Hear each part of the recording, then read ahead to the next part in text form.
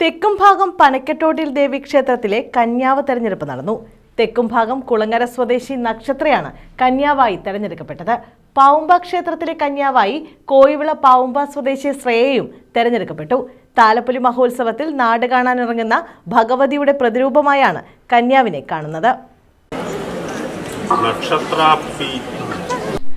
തെക്കുംഭാഗം പനക്കത്തോടൽ ദേവീക്ഷേത്രത്തിലെ കന്യാവായി നക്ഷത്രയെ നറുക്കെടുപ്പിലൂടെ തിരഞ്ഞെടുത്തു.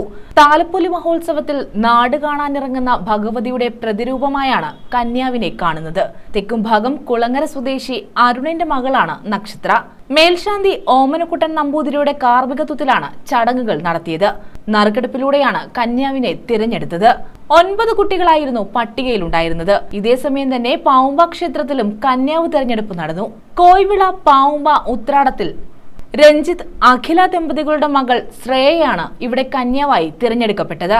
പനക്കത്തോടൽ ഭഗവതി ക്ഷേത്രത്തിൽ ഈ മാസം 26 മുതൽ അടുത്ത മാസം 8 വരെയാണ് ഉത്സവം നടക്കുന്നത്. അമ്പലം നിൽക്കുന്ന കരയിലെ ഒരു കന്യകയെ ദേവിയായി സങ്കല്പിച്ചാണ് നമ്മൾ എഴുന്നള്ളത്ത് നടത്തുന്നത്. അത് ക്ഷേത്രം നിൽക്കുന്ന കരയിൽ നിന്നും 5 വയസ്സിനും 7 വയസ്സിനും മധ്യേ പ്രായമുള്ള പെൺകുട്ടികളിൽ നിന്നും അപേക്ഷകൾ സ്വീകരിച്ച് അപേക്ഷയിന്മേൽ ഒന്നിൽ കൂടുതൽ അപേക്ഷകൾ വരുവാണെങ്കിൽ അത് ഞറുക്കിട്ടാണ് കന്യകയെ തീരുമാനിക്കുന്നത്. News bureau, Chavara.